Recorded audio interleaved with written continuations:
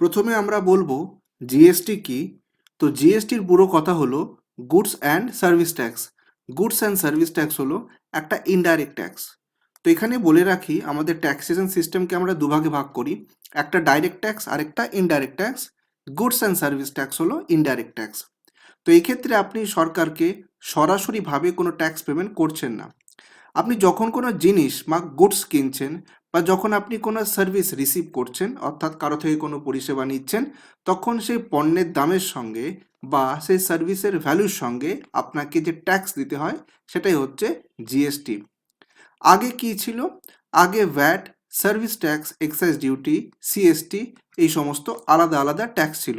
কিন্তু পরবর্তীকালে সরকার 1 জুলাই 2017 থেকে এই সব ট্যাক্সকে একসঙ্গে একত্রে জিএসটি নামে চালু করে, অর্থাৎ ওয়ান নেশন ওয়ান ট্যাক্স চালু হয়। এবার আপনাদের বলবো জিএসটির ধরন বা টাইপ সম্পর্কে। জিএসটি মূলত 4 রকম। প্রথমে বলি সিজিএসটি অর্থাৎ সেন্ট্রাল জিএসটি। এই জিএসটিটা পায় কেন্দ্র সরকার। দ্বিতীয় জিএসটি হলো এসজিএসটি বা স্টেট জিএসটি, এটি পায় রাজ্য সরকার। তৃতীয় জিএসটি হলো আইজিএসটি, এটা কেন্দ্র সরকার নেয় এবং পরে রাজ্যের মধ্যে ভাগ করে দেয়। আর চতুর্থ জিএসটি হলো ইউটি জিএসটি অর্থাৎ ইউনিয়ন টেরিটরির জন্য এই জিএসটি রয়েছে। এবার আপনাদেরকে বলি জিএসটি রেজিস্ট্রেশন কখন বা কাকে করতে হয়। দেখুন, এটাই সবচেয়ে কমন প্রশ্ন, যেটা বেশিরভাগ ক্ষেত্রে আমরা দেখেছি যে বিভিন্ন ইন্টারভিউতে বা বিভিন্ন কম্পিটিটিভ এক্সামে জিজ্ঞেস করা হয় যে জিএসটি রেজিস্ট্রেশন কাকে করতে হবে। তো প্রথমেই বলি জিএসটি রেজিস্ট্রেশন বাধ্যতামূলক আর ভলান্টারি দুরকম হয়। বাধ্যতামূলক মানে যে সমস্ত শর্ত পালন হলে আপনাকে অবশ্যই মানে ম্যান্ডেটারিলি জিএসটি নম্বর নিতেই হবে এবং রিটার্ন ফাইল করতেই হবে। তো সেই ক্লজগুলো কী কী আসুন দেখে নিই। যদি আপনার বার্ষিক টার্নওভার মানে অ্যানুয়াল টার্নওভার 40 লাখ টাকা হয়, এটা গুডসের ক্ষেত্রে, আর সার্ভিসের ক্ষেত্রে যদি 20 লাখ টাকা হয়, তাহলে আপনাকে জিএসটি নম্বর নিতে হবে অর্থাৎ রেজিস্ট্রেশন করাতে হবে এবং তারপর আপনাকে রিটার্ন ফাইলও করতে হবে। কিছু কিছু ক্ষেত্রে আমরা দেখেছি যে বিশেষ কিছু রাজ্যকে স্পেসিফিক স্ট্যাটাস দেওয়া হয়েছে যেখানে এই লিমিটটা অপেক্ষাকৃত কম। এবার প্রশ্ন আসবে যে কখন আপনাকে জিএসটি রেজিস্ট্রেশন করতে হবে। তো প্রথমে আমরা আলোচনা করেছি টার্নওভারের ক্ষেত্রে যে কখন কত টার্নওভার ক্রস করলে আপনাকে জিএসটি নম্বর নিতে হবে। কিন্তু বেশ কিছু জায়গা রয়েছে যেখানে আপনার টার্নওভার যদি এই লিমিট ক্রস না করে তাও আপনাকে জিএসটি রেজিস্ট্রেশন নিতে হবে। যেমন আপনি যদি ইন্টার স্টেট সাপ্লাই করেন, অর্থাৎ যদি আপনি একটা রাজ্য থেকে আরেকটা রাজ্যে জিনিস কেনা বা বিক্রির সঙ্গে যুক্ত থাকেন, তখন আপনাকে জিএসটি নম্বর নিতে হবে। আপনি যদি ই কমার্স বিজনেসের সঙ্গে যুক্ত থাকেন, মানে আপনি অ্যামাজন, ফ্লিপকার্ট, মেশো ইত্যাদি যে সমস্ত ই কমার্স ওয়েবসাইট আছে সেখানে আপনি রেজিস্ট্রেশন করে পণ্য বিক্রি করতে চান, তাহলে আপনাকে বাধ্যতামূলকভাবে জিএসটি নম্বর নিতে হবে। প্রসঙ্গত বলে রাখি, এক্ষেত্রে পরবর্তীকালে সরকার একটি নোটিফিকেশন বা সার্কুলার আনে এবং সেখানে বলা হয় যে কিছু কিছু ক্ষেত্রে ই কমার্সের সঙ্গে কাজ করলেও আপনাকে জিএসটি নম্বর নিতে হবে না। কিন্তু পরবর্তী ক্ষেত্রে আমরা দেখেছি বেশিরভাগ ই কমার্স অপারেটরই এই নিয়ম চালু করেছে যে জিএসটি নম্বর না হলে তাদের পোর্টালে জিএসটির সংক্রান্ত কোনো কেনাবেচা করা যাবে না। এছাড়াও যদি আপনি ইম্পোর্ট বা এক্সপোর্টের কাজের সঙ্গে যুক্ত থাকেন, আপনাকে জিএসটি নম্বর নিতেই হবে। এছাড়াও যদি আপনি অনলাইন সার্ভিস প্রোভাইডার হন এবং যদি আপনার রিভার্স চার্জ এর আওতায় আপনি পড়েন, তাহলে আপনাকে ম্যান্ডেটারিলি জিএসটি রেজিস্ট্রেশন নিতে হবে। এবার আপনাদের বলি জিএসটি রেজিস্ট্রেশন লাগবে না যদি শুধুমাত্র এক্সেম্পট সাপ্লাই হয়, অর্থাৎ যে সমস্ত প্রোডাক্ট নিয়ে আপনি ব্যবসা করেন সেগুলো এক্সেম্পটেড ক্যাটাগরিতে পড়ে, অথবা যদি আপনার টার্নওভার এই থ্রেশহোল্ড লিমিটের নিচে হয়, তাহলে আপনাকে জিএসটি রেজিস্ট্রেশন করতে হবে না। এছাড়াও কৃষিজ পণ্য বিক্রি করলে আপনাকে জিএসটি নম্বর নিতে হয় না এবং যারা স্যালারি ইনকাম করে তাদের ক্ষেত্রে কোনো জিএসটি অ্যাপ্লিকেবিলিটি নেই। এবার আপনাদেরকে জিএসটি রেজিস্ট্রেশন সম্পর্কে কিছু কথা বলবো। জিএসটি রেজিস্ট্রেশন পুরোপুরি অনলাইনে হয়, অফলাইনে বা কাগজপত্র জমা দিয়ে হয় না, এটা অনলাইনে করতে হয়। এর জন্য যে ওয়েবসাইটে ভিজিট করতে হবে সেটা হলো gst.gov.in। রেজিস্ট্রেশন করার জন্য যে সমস্ত কাগজপত্র লাগবে সেগুলো হলো প্যান, আধার, ব্যাংকের details, electric bill, property tax রসিদ অথবা রেন্ট এগ্রিমেন্ট, ট্রেড লাইসেন্স এবং ফটোগ্রাফ। এছাড়াও আপনার মোবাইল নাম্বার এবং ইমেল আইডি লাগে। মনে রাখবেন জিএসটি রেজিস্ট্রেশন করার জন্য কোনো রেজিস্ট্রেশন ফি নেই, কিন্তু যে ব্যক্তি রেজিস্ট্রেশন করে দেবেন তিনি যদি একজন প্রফেশনাল হন তার প্রফেশনাল ফিস থাকবে। আমরা এখন আলোচনা করব জিএসটির বিভিন্ন স্কিম সম্বন্ধে। জিএসটি রেজিস্ট্রেশন করার সময় ব্যবসায়ীদের এটা নির্ধারণ করতে হয় যে এই তিনটের মধ্যে কোন স্কিমে তিনি অপ্ট করবেন। তো প্রথম স্কিম হলো রেগুলার স্কিম, দ্বিতীয় স্কিম হলো কম্পোজিশন স্কিম এবং তৃতীয় স্কিম হলো কিউআরএমপি স্কিম অর্থাৎ quarterly return monthly payment scheme. এবার বলি রেগুলার জিএসটি রেজিস্ট্রেশন বা রেগুলার স্কিম কাদের জন্য? যারা বড় বা মাঝারি ব্যবসাদার অথবা যারা সার্ভিস প্রোভাইড করেন কিংবা যারা একটা রাজ্য থেকে অন্য রাজ্যে ক্রয় বিক্রয় করেন বা ইম্পোর্ট এক্সপোর্ট ব্যবসার সঙ্গে জড়িত বা যারা ই কমার্স সেলার, তাদের জন্য জিএসটি রেগুলার স্কিম অপ্ট করা বাঞ্ছনীয়। এবার আপনাদের বলি এই স্কিমের কিছু সুবিধে। এই স্কিমের সুবিধা হলো জিএসটি রেট আপনাকে গভর্নমেন্ট স্ল্যাব অনুযায়ী নিতে হবে। এতে আপনি ইনপুট ট্যাক্স ক্রেডিটের সুবিধা পাবেন। আপনি যদি ই কমার্স বা ইন্টারস্টেট সাপ্লাই করেন তাহলে আপনি এই স্কিমে ব্যবসা করতে পারবেন। এবার এই রেগুলার স্কিমের কয়েকটি বিষয় আপনাদের বলি। আপনি যদি রেগুলার স্কিম অপ্ট করেন তাহলে আপনি ট্যাক্স ইনভয়েস ইস্যু করতে পারবেন। আপনি চাইলে মান্থলি বা কোয়ার্টারলি রিটার্ন ফাইল করতে পারেন এবং এর কমপ্লায়েন্স অপেক্ষাকৃত বেশি হয়। প্রসঙ্গত বলে রাখি, যদি আপনি মান্থলি স্কিম অপ্ট করেন তাহলে আপনি রেগুলার স্কিমে থাকবেন, আর অন্যদিকে যদি আপনি কোয়ার্টারলি স্কিম অপ্ট করেন তাহলে আপনি কিউআরএমপি স্কিমে চলে গেলেন। এবার আপনাকে এই রেগুলার স্কিমের কিছু জিএসটি রিটার্ন ফাইল সম্পর্কে বলি। প্রথমেই আপনাকে জিএসটিআর 1 রিটার্ন ফাইল করতে হবে, যেটা হলো সেলস সংক্রান্ত। এছাড়াও জিএসটি 2B আইটিসি চেকের জন্য ব্যবহার হয়। এছাড়া আপনাকে জিএসটি 3B রিটার্ন ফাইল করতে হবে, এখানে মূলত আপনাকে ট্যাক্স পেমেন্ট করতে হয়। সুতরাং বড় ব্যবসাদারদের জন্য ফ্লেক্সিবল পদ্ধতি হলো এই রেগুলার স্কিম। এবার আপনাদেরকে কম্পোজিশন স্কিম সম্পর্কে বলবো। এই কম্পোজিশন স্কিম কাদের জন্য? প্রথমে বলে রাখি কম্পোজিশন স্কিমের কিছু যোগ্যতা বা মানদণ্ড আছে। যদি আপনার টার্নওভার 1.5 কোটি টাকার কম হয় তাহলে আপনি চাইলে কম্পোজিশন স্কিম অপ্ট করতে পারেন বা চাইলে আপনি রেগুলার স্কিম অপ্ট করতে পারেন। বিষয়টি আরেকবার বুঝিয়ে দিই, যদি আপনার টার্নওভার 1.5 কোটি টাকার কম হয় তবে আপনি কম্পোজিশন স্কিম অপ্ট করতে পারবেন, কিন্তু 1.5 কোটি টাকার বেশি হলে আপনাকে বাধ্যতামূলকভাবে রেগুলার স্কিমে অপ্ট করতেই হবে। এছাড়াও রেস্টুরেন্ট বিজনেসের ক্ষেত্রে এই লিমিট 50 লাখ অবধি। তাহলে এই কম্পোজিশন স্কিম কাদের জন্য? ছোট দোকানদার, রিটেলার, স্মল ম্যানুফ্যাকচারার এবং রেস্টুরেন্ট, বিশেষ করে যেখানে নন এসি এবং নন অ্যালকোহলিক বেভারেজ সার্ভ হয় তাদের জন্য এই কম্পোজিশন স্কিম রয়েছে। এবার কিছু বৈশিষ্ট্য সম্পর্কে কথা বলি। এখানে জিএসটি রেট 1% বা 5% হয়ে থাকে। এখানে আপনি কোনো রকম আইটিসি সুবিধা পাবেন না এবং আপনি এক্ষেত্রে সবচেয়ে বড় যে অসুবিধার সম্মুখীন হবেন সেটি হলো আপনি একটা রাজ্য থেকে অন্য রাজ্যে ক্রয় বিক্রয় করতে পারবেন না। সুতরাং যদি আপনার ব্যবসা এরকম হয় যে আপনাকে একটা রাজ্য থেকে বা অন্য রাজ্য থেকে জিনিস কেনাবেচা করতে হচ্ছে, তাহলে আপনি কিন্তু চাইলেও কম্পোজিশন স্কিম অপ্ট করতে পারবেন না, আপনাকে রেগুলার স্কিমে রেজিস্ট্রেশন করতে হবে। এছাড়াও আরও কয়েকটি বিষয় রয়েছে যেগুলো আমি বলে দিই। আপনি এই কম্পোজিশন স্কিম অপ্ট করলে ই কমার্স সার্ভিস আপনি অ্যাভেল করতে পারবেন না, আপনি কোনো ট্যাক্স ইনভয়েস ইস্যু করতে পারবেন না, তার পরিবর্তে বিল অফ সাপ্লাই ইস্যু করবেন, রিটার্ন আপনাকে কোয়ার্টারলি দিতে হবে এবং এর কমপ্লায়েন্স অপেক্ষাকৃত কম হয়ে থাকে। এর রিটার্ন ফাইল সম্পর্কে বলে রাখি, এক্ষেত্রে আপনাকে জিএসটিআর 4 যেটা ইয়ারলি সাবমিট করতে হয় এবং প্রতি 3 মাসে আপনাকে CMP 08 রিটার্ন ফাইল করতে হয়। এটাতে কম ঝামেলা রয়েছে, কম ট্যাক্স রয়েছে, কম কমপ্লায়েন্স রয়েছে, কিন্তু এর সীমাবদ্ধতা অনেক বেশি। এবার আপনাদের বলি কিউআরএমপি বা quarterly return monthly payment scheme সম্পর্কে। আমি একটু আগেই বলেছি কিউআরএমপি আলাদা কোনো রেজিস্ট্রেশন বা স্কিম নয়, এটা রেগুলার ডিলারদের জন্য একটা সুবিধা। তবে এক্ষেত্রে একটি কথা আমাদের মনে রাখতে হবে, আপনি যদি একজন রেগুলার ডিলার হন অর্থাৎ যদি আপনি রেগুলার জিএসটি নাম্বার নিয়ে থাকেন এবং আপনার টার্নওভার যদি 5 কোটি টাকা বা তার কম হয় তাহলে আপনি চাইলে কিউআরএমপি স্কিম অপ্ট করতে পারেন। এবার এই কিউআরএমপি স্কিমের কিছু বৈশিষ্ট্য আপনাদের সামনে তুলে ধরছি। কিউআরএমপি স্কিমে জিএসটি রেট আপনাকে রেগুলার স্কিমে রেটই নিতে হবে।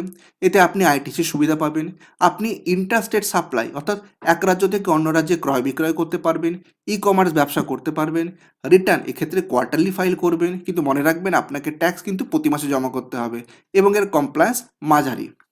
এবার এই কিউআরএমপি স্কিমের কিছু রিটার্ন সম্পর্কে আলোচনা করি।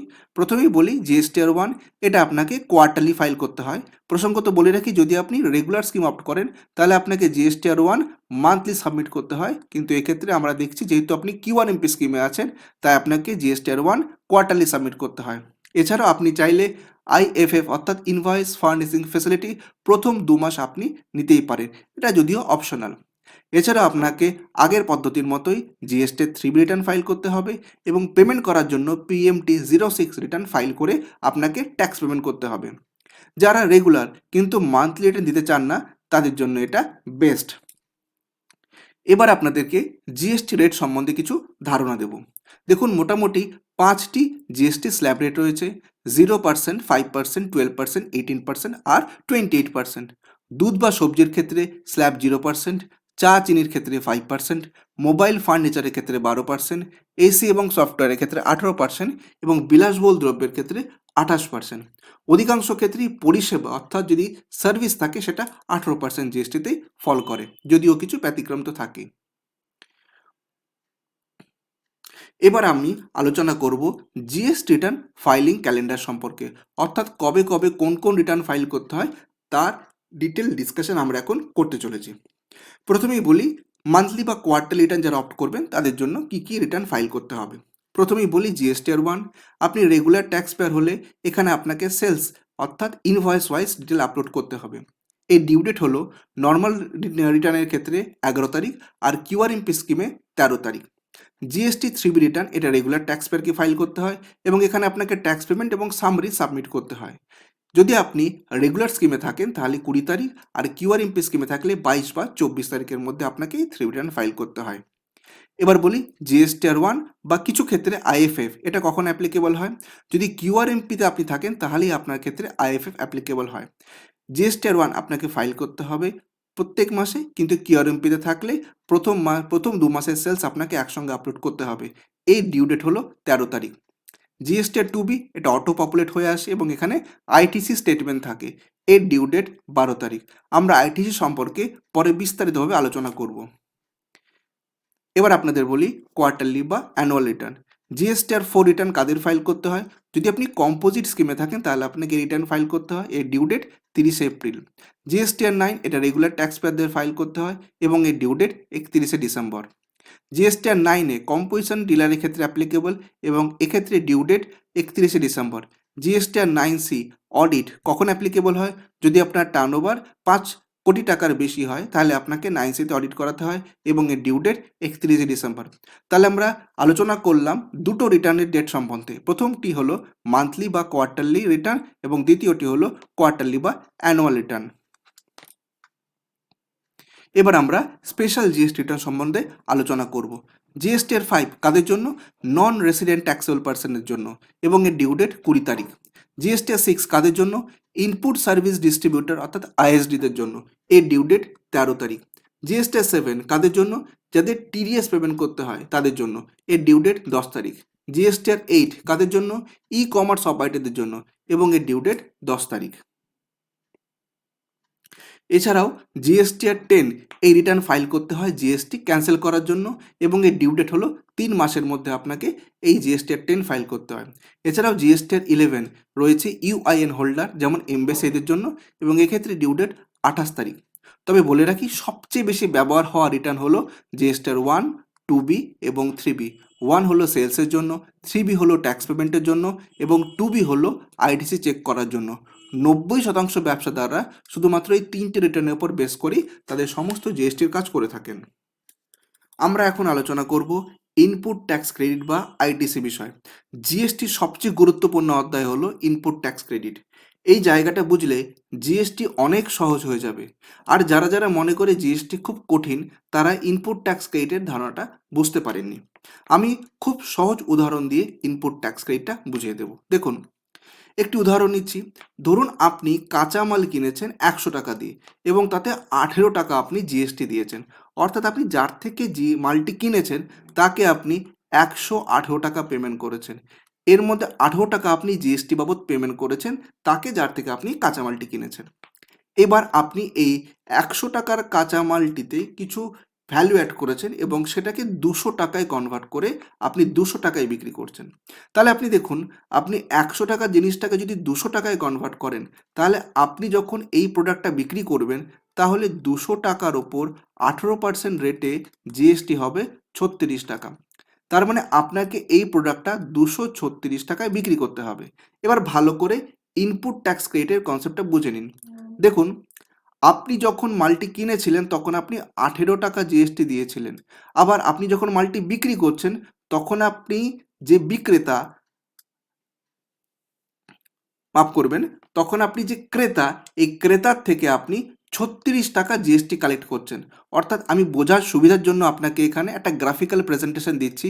আপনি 18 টাকা অলরেডি পে করে দিয়েছিলেন, আর আপনি যখন মালটা বিক্রি করলেন তখন আপনি পেলেন 36 টাকা। তার মানে এই যে 18 আর 36-এর ডিফারেন্স 18 টাকা, এই 18 টাকাই আপনাকে সরকারকে বুঝিয়ে দিতে হবে ক্যাশ পেমেন্ট হিসেবে। তাহলে আপনি এই যে 18 টাকা ছাড় পেলেন, এই ছাড়টাকেই বলা হয় ইনপুট ট্যাক্স ক্রেডিট। অর্থাৎ আপনি মাল কেনার সময় যে জিএসটিটা দিয়েছেন সেটাই হলো ইনপুট ট্যাক্স ক্রেডিট। এবার আমি আপনাকে বলি কখন আপনি এই আইটিসি পাবেন। যদি আপনার কাছে ভ্যালিড ট্যাক্স ইনভয়েস থাকে, যদি সাপ্লায়ার অর্থাৎ যিনি রিটার্ন ফাইল করেছেন তিনি, সাপ্লায়ার যদি ডিউ টাইম রিটার্ন ফাইল করেন, তবেই আপনি আইটিসি পাবেন। তার সঙ্গে সঙ্গে বলে রাখি, আপনাকে আইটিসি পেতে হলে আপনাকেও আপনার নিজের রিটার্নটা ঠিক টাইমে ফাইল করতে হবে। এছাড়াও আপনার পণ্য বা পরিষেবা ব্যবসার কাজে ব্যবহার হতে হবে। যদি আপনি পার্সোনাল পারপাসের জন্য কিছু কিনে থাকেন তবে তার আইটিসি পাবেন না। উদাহরণস্বরূপ বলি, যদি আপনি একজন ব্যবসাদার হন আর আপনি নিজের পার্সোনাল ইউজের জন্য জামা কাপড় কিনে থাকেন, তবে তার ইনপুট ট্যাক্স ক্রেডিট পাবেন না। অর্থাৎ ব্যবসায় লাগে যে সমস্ত জিনিস, তারই একমাত্র ইনপুট ট্যাক্স ক্রেডিট পাবেন। এক্ষেত্রে বলে রাখি, আপনি মাল ছাড়াও এক্সপেন্ডিচারের ওপরও ইনপুট ট্যাক্স ক্রেডিট পেয়ে থাকেন। যেমন আমি উদাহরণ দিয়ে বলি, আপনি যদি একজন ব্যবসাদার হন এবং আপনি জিনিসপত্র কেনাবেচা করছেন, এটা আপনার মূল ব্যবসা, কিন্তু তার জন্য আপনাকে ফ্লাইটে করে কোথাও বাইরে যেতে হয়েছে বিজনেস পারপাসের জন্য, তাহলে ফ্লাইটের টিকিটে যে জিএসটি আপনি পে করেছেন সেটিও আপনি আইটিসি হিসেবে ছাড় পাবেন। অর্থাৎ আইটিসি গুডসের ক্ষেত্রে হয়, আইটিসি সার্ভিসের ক্ষেত্রে হয় এবং আইটিসি এক্সপেন্ডিচারের ওপরও হয়ে থাকে। এবার জিএসটি রিটার্ন কি সেটা নিয়ে আলোচনা করি। জিএসটি রিটার্ন হচ্ছে যে আপনি এই জিএসটি রিটার্ন বা এই যে পত্র, এই রিটার্ন ফাইলের মাধ্যমে আপনি সরকারকে বোঝাচ্ছেন আপনি কত টাকার মাল বিক্রি করেছেন, কত টাকার মাল কিনেছেন, কত জিএসটি নিয়েছেন, কত জিএসটি দিয়েছেন। এবার কিছু গুরুত্বপূর্ণ জিএসটি রিটার্ন সম্বন্ধে আমি আলোচনা করছি। অলরেডি আমি আলোচনা করে রেখেছি, তাও বোঝানোর জন্য আমি আরেকবার রিপিট করে দিই। জিএসটিআর 1, এখানে সেলসের ডিটেল থাকে, এটা মাসিক বা ত্রৈমাসিক ফাইল করতে হয়। জিএসটিআর 3B, এটা ট্যাক্স পেমেন্টের সামারি হিসেবে প্রতি মাসে পেমেন্ট করতে হয়। জিএসটিআর 9, অ্যানুয়াল রিটার্ন। আমরা এখন আলোচনা করব জিএসটিআর 2A সম্পর্কে।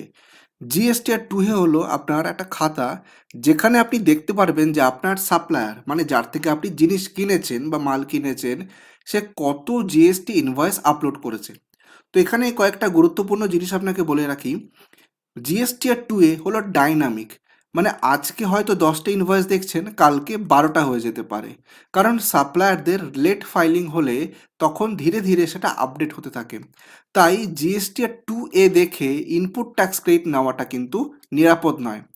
এর জন্য এসেছে জিএসটিআর 2B। এই জিএসটিআর 2B সবচেয়ে গুরুত্বপূর্ণ। কেন?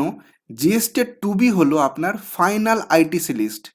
এর বৈশিষ্ট্য হলো এটা একটা স্ট্যাটিক স্টেটমেন্ট, এটা জেনারেট হওয়ার পর আর বদলায় না, আর প্রতি মাসের 11 তারিখের পর অর্থাৎ 12 তারিখেই এই জিএসটিআর 2B জেনারেট হয়। এবার জিএসটিআর 2A আর 2B এটা কেন প্রয়োজন সেটা আমরা একটা উদাহরণ দিয়ে বুঝবো।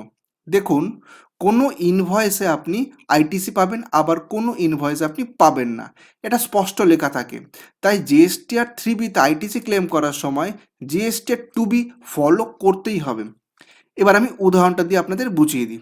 ধরুন, এপ্রিল মাসে আপনি একজন সাপ্লায়ারের থেকে মাল কিনেছেন, তো এই সাপ্লায়ার এ সে 25 তারিখে ইনভয়েস দিল। তার মানে মে মাসে আপনি যখন জিএসটি রিটার্ন ফাইল করবেন তখন আপনি এপ্রিল মাসে আইটিসি বলে ক্লেম করবেন। কিন্তু জিএসটিআর 1 আপলোড হলো 12ই মে, অর্থাৎ দেখা যাচ্ছে যে 11 তারিখ পেরিয়ে যাওয়ার পর আপনার সাপ্লায়ার 12ই মে এই ইনভয়েসটা সিস্টেমে আপলোড করলো। তখন কি হবে দেখুন, তখন জিএসটি টু এ থেকে দেখা যাবে, হ্যাঁ দেখা যাবে, কারণ জিএসটি টু এ যেহেতু ডাইনামিক তাই অটোমেটিক চেঞ্জ হতে থাকে, দেখাবে। কিন্তু জিএসটি টু বি মানে এপ্রিল মাসের এটাতে কিন্তু আপনি পাবেন না। তাহলে প্রশ্ন আসছে যে আপনি এই বিলটা যেটা 25 তারিখে আপনি কিনেছিলেন, কিন্তু সাপ্লায়ার 11 তারিখ নয় ভুল করে 12 তারিখে আপলোড করেছে, তাহলে আপনি জিএসটি টু বিতে পাচ্ছেন না এপ্রিল মাসের, জিএসটি টু বি মে মাসে আপনি এটা পেয়ে যাবেন। অর্থাৎ 1 মাস পরে আপনি ইনপুট ট্যাক্স ক্রেডিট পাবেন। সহজ কথায় বলতে গেলে আপনি যার থেকে মাল কিনেছেন তাকে 11 তারিখের মধ্যেই জিএসটি ওয়ান ফাইল করতে হবে। যদি না করে তাহলে আপনি কিন্তু ইনপুট ট্যাক্স ক্রেডিটটা পাবেন না, পরের মাসে পাবেন। অর্থাৎ ওই 1 মাসে আপনি ক্রেডিটটা মিস করলেন। এবার আপনাদের বলবো জিএসটি রিটার্ন ফাইল যদি না করেন তাহলে কি হবে। অনেকেই রয়েছেন যারা জিএসটি রেজিস্ট্রেশন নাম্বার নিয়ে বসে থাকেন আর ভাবেন যে আমার জিএসটি নম্বর হয়ে গেছে, আমাকে আর কিছু করতে হবে না। এটা সম্পূর্ণ ভুল। আপনার যদি জিএসটি নাম্বার থাকে আপনাকে ম্যান্ডেটারিলি জিএসটি রিটার্ন ফাইল করতে হবে। যদি না করেন তাহলে তার জন্য লেট ফি চার্জ হয়। লেট ফি কত? পার ডে 50 টাকা করে। তবে যদি নীল রিটার্ন হয় সেক্ষেত্রে এই লেট ফিটা 20 টাকা পার ডে হয়। এছাড়াও 18% ইন্টারেস্ট লাগে, আইটিসি আপনি পাবেন না, এবং আপনাকে জিএসটি ডিপার্টমেন্ট থেকে নোটিশ দেওয়া হবে। সেই নোটিশে যদি উত্তর না দেন অথবা যদি নোটিশ পাওয়ার পরও আপনি রিটার্ন ফাইল না করেন তাহলে আপনার জিএসটি নম্বর ক্যান্সেল হয়ে যাবে। তাই সময় মতো রিটার্ন ফাইল করাটা অত্যন্ত জরুরি। এখন আমরা আলোচনা করব জিএসটিতে রিভার্স চার্জ মেকানিজমের অ্যাপ্লিকেবিলিটি কি। রিভার্স চার্জ কি আসুন সেটা বুঝি। সাধারণভাবে যিনি সেলার তিনি জিএসটি দিয়ে থাকেন, কিন্তু কিছু কিছু ক্ষেত্রে বায়ার সেলারের হয়ে জিএসটিটা জমা করে। এইটাকে বলা হয় রিভার্স চার্জ মেকানিজম। জিএসটিতে রিভার্স চার্জ মোটামুটি 3টে প্রধান ক্ষেত্রে অ্যাপ্লাই করা হয়। প্রথমে বলি নোটিফাইড গুডস অ্যান্ড সার্ভিসের ক্ষেত্রে, যেটা সেকশন 9 সাবসেকশন 3তে ফল করে। সরকার কিছু নির্দিষ্ট পণ্য ও পরিষেবা ঠিক করে দিয়েছে যেগুলো নোটিফাইড গুডস অ্যান্ড সার্ভিসেসের মধ্যে পড়ে। সেগুলোর ক্ষেত্রে সেলার নয় বরং বায়ার জিএসটি দেবে। এবার এই নোটিফাইড গুডস কী কী সে আসুন সেগুলো দেখে নিই। প্রথমেই বলি নোটিফাইড সার্ভিস কী কী আছে। নোটিফাইড সার্ভিস সবচেয়ে বেশি ব্যবহৃত হয় এক্ষেত্রে, যেখানে আরসিএম আসে। সেগুলো হলো নাম্বার 1 গুডস ট্রান্সপোর্ট এজেন্সি মানে জিটিএ, যদি ফ্রেট সার্ভিস হয় এবং বায়ার যদি রেজিস্টার্ড হয়। দ্বিতীয় পয়েন্ট হলো লিগাল সার্ভিস, অর্থাৎ অ্যাডভোকেট বা ল ফার্ম হলে এবং যদি ক্লায়েন্ট রেজিস্টার্ড হয় তাহলে ক্লায়েন্ট জিএসটি দেবে না, তার হয়ে অ্যাডভোকেট বা ল ফার্ম দেবে। তৃতীয় পয়েন্ট ডাইরেক্টরস রেমুনারেশন, এক্ষেত্রে কোম্পানি পে করে ডাইরেক্টরের হয়ে। এছাড়া মনে রাখবেন স্যালারি ছাড়া প্রফেশনাল ফি হলে আর সেম অ্যাপ্লিকেবল হয়। এছাড়াও স্পন্সরশিপ সার্ভিস, যেটা ইভেন্ট স্পোর্টস এবং অ্যাডভার্টিজমেন্টের ক্ষেত্রে আমরা দেখি, সেখানেও রিভার্স চার্জ মেকানিজম অ্যাপ্লাই হয়। এছাড়াও গভর্নমেন্ট বা লোকাল অথরিটি অর্থাৎ রেন্টিং লাইসেন্সিং নন এক্সেম্ট কেসে আরসিএম অ্যাপ্লাই হয়। ইন্স্যুরেন্স এজেন্ট সার্ভিস, অর্থাৎ এজেন্ট যদি ইন্স্যুরেন্স কোম্পানিকে সার্ভিস দেয় সেক্ষেত্রেও রিভার্স চার্জ মেকানিজমে ইন্স্যুরেন্স কোম্পানিকে জিএসটি দিতে হয়। এবং সপ্তম পয়েন্ট রিকভারি এজেন্ট সার্ভিসের ক্ষেত্রে, অর্থাৎ ব্যাংক বা এনবিএফসি যদি রিকভারি এজেন্ট অ্যাপয়েন্ট করে সেখানে আরসিএম অ্যাপ্লাই হয়। তাহলে আমরা নোটিফাইড সার্ভিসগুলো জানলাম। এবার আমরা নোটিফাইড গুডসগুলো জানি। নোটিফাইড গুডসের মধ্যে রয়েছে ক্যাজুনাট, র, টোব্যাকো লিভস এবং সিল্কিয়ান। মনে রাখবেন এক্ষেত্রে বায়ার রেজিস্টার্ড হলেই আরসিএম বাধ্যতামূলক। এবার আপনাদেরকে বলবো আনরেজিস্টার্ড সাপ্লায়ারের থেকে পারচেস, মানে ধরুন এখানে দুটি পার্টি রয়েছে, একটি পার্টি হলো বায়ার আর একটি পার্টি হলো সেলার। আপনি ধরুন সেলার এবং আপনি যার থেকে কিনছেন তিনি যদি আনরেজিস্টার্ড হন তাহলে কি হবে। এক্ষেত্রে সেকশন 9 সাবসেকশন 4 অ্যাপ্লাই হয়। যখন বায়ার রেজিস্টার্ড থাকে সেলার আনরেজিস্টার্ড হয় এবং এটা একটা ট্যাক্সেবল সাপ্লাই হয়, তখন সরকার নির্দিষ্ট ক্ষেত্রে আরসিএম লাগাতে পারে। অর্থাৎ আপনি যদি জিএসটি রেজিস্টার্ড একজন ব্যক্তি হন এবং যদি আপনি আনরেজিস্টার্ড কারো থেকে জিনিস কেনেন তখন সেখানে আরসিএম অ্যাপ্লাই হয়। এবার আমরা আলোচনা করব প্লেস অফ সাপ্লাই সম্পর্কে। প্রথমেই বলি প্লেস অফ সাপ্লাই কি। প্লেস অফ সাপ্লাই মানে হলো জিএসটিটা কোন রাজ্যে যাবে সেটা ঠিক করাই হলো প্লেস অফ সাপ্লাই। মানে প্লেস অফ সাপ্লাই থেকে বোঝা যায় যে এখানে সিজিএসটি এসজিএসটি অ্যাপ্লাই হবে নাকি আইজিএসটি অ্যাপ্লাই হবে। তো প্রথমে দুটো গোল্ডেন রুল মনে রাখুন। সাপ্লায়ারের যে স্টেট সেখানেই যদি প্লেস অফ সাপ্লাই হয় তাহলে সিজিএসটি এবং এসজিএসটি অ্যাপ্লাই হবে, আর সাপ্লায়ারের স্টেটে যদি প্লেস অফ সাপ্লাই না হয় তাহলে আইজিএসটি অ্যাপ্লাই হবে। এবার আমরা একটা একটা করে বিষয়টা আলোচনা করব। প্রথমেই বলি গুডসের ক্ষেত্রে প্লেস অফ সাপ্লাই কি হবে। যদি গুডসের ক্ষেত্রে মুভমেন্ট থাকে, অর্থাৎ প্লেস অফ সাপ্লাই হলো যেখানে মুভমেন্ট শেষ হয়, সেইটি হলো আপনার প্লেস অফ সাপ্লাই। উদাহরণস্বরূপ বলি, যদি দিল্লি থেকে কলকাতায় মাল পাঠানো হয় তাহলে প্লেস অফ সাপ্লাই হলো কলকাতা।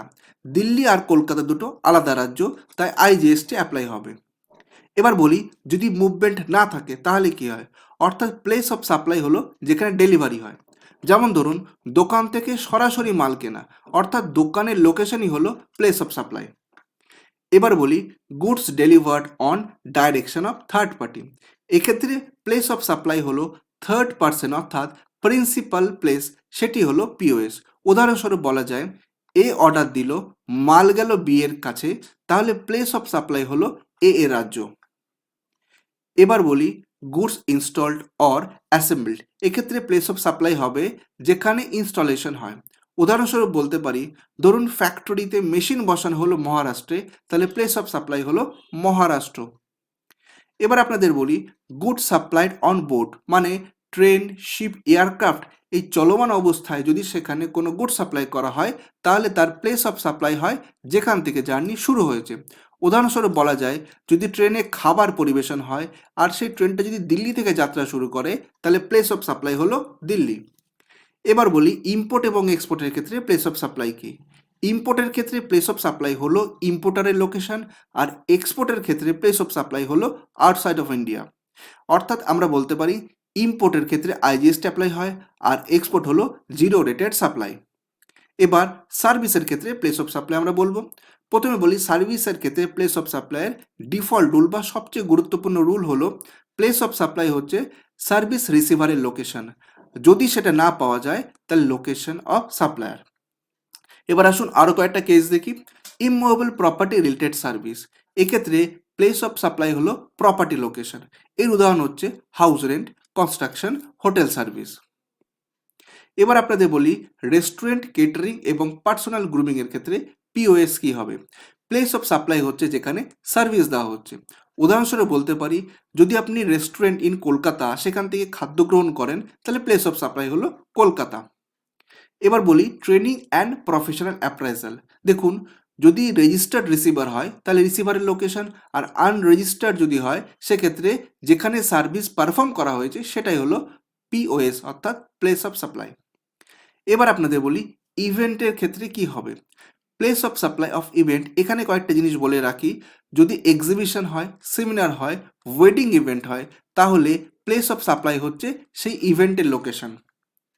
এবার আপনাদের বলি ট্রান্সপোর্টেশন অফ গুড সার্ভিসের ক্ষেত্রে পিওএস কি। যদি রেজিস্টার্ড রিসিভার হয় তাহলে রিসিভারের লোকেশন, আর যদি আনরেজিস্টার্ড হয় সেক্ষেত্রে প্লেস যেখানে গুডসটাকে হ্যান্ড ওভার করা হলো সেটাই হচ্ছে পিওএস। প্যাসেঞ্জার ট্রান্সপোর্টেশনের ক্ষেত্রে বলি যদি রেজিস্টার্ড হয় তাহলে রিসিভারের লোকেশন, আর যদি আনরেজিস্টার্ড হয় তাহলে বোর্ডিংয়ের লোকেশন। অনবোর্ড সার্ভিস যেমন ফুড, মুভি, এক্ষেত্রে পিওএস হচ্ছে বোর্ডিং পয়েন্ট। টেলিকম বা ইন্টারনেট সার্ভিসের ক্ষেত্রে পিওএস হলো billing address of the receiver. Banking এবং ফিনান্সিয়াল সার্ভিসের ক্ষেত্রে পিওএস হলো receiver address as per record. Insurance সার্ভিসের ক্ষেত্রে এবার আমরা দেখব যদি রেজিস্টার্ড হয় তাহলে রিসিভারের লোকেশন, আনরেজিস্টার্ড হলে address on record. Advertisement service to government যদি হয় তাহলে সেক্ষেত্রে পিওএস হলো রেসপেক্টিভ স্টেট। ইম্পোর্ট এবং এক্সপোর্টের ক্ষেত্রে আমরা আলোচনা করি, অলরেডি আমি বলেছি তার একবার রিপিট করে দিই। ইম্পোর্টের ক্ষেত্রে প্লেস অফ সাপ্লাই হচ্ছে রিসিভার ইন ইন্ডিয়া, আর এক্সপোর্টের ক্ষেত্রে পিওএস আউটসাইড ইন্ডিয়া, এবং এক্সপোর্টকে জিরো রেটেড জিএসটিতে পর্যায়ভুক্ত করা হয়েছে। তো বন্ধুরা আশা করি আজকের এই ভিডিও থেকে জিএসটি সম্পর্কে আপনি একটা স্বচ্ছ ধারণা পেলেন। জিএসটি একটি ভাস্ট সাবজেক্ট, একটি ভিডিওতে কভার করা সম্ভব নয়, কিন্তু আমি চেষ্টা করলাম আজকে একটা ভিডিওতে জিএসটির সামগ্রিক একটা ভিউ আপনাকে দিতে। এর মধ্যে অনেক পয়েন্ট রয়েছে যেগুলো নিয়ে আমি ডিটেল ডিসকাশন করিনি, পরবর্তী ভিডিওতে আমি সেগুলো নিয়ে আলোচনা করব।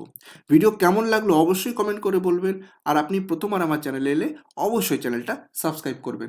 আজ এখানেই শেষ করছি, আরেকদিন হাজির হব এইরকমই ইনফরমেটিভ ভিডিও নিয়ে। সবাই ভালো থাকবেন, ধন্যবাদ।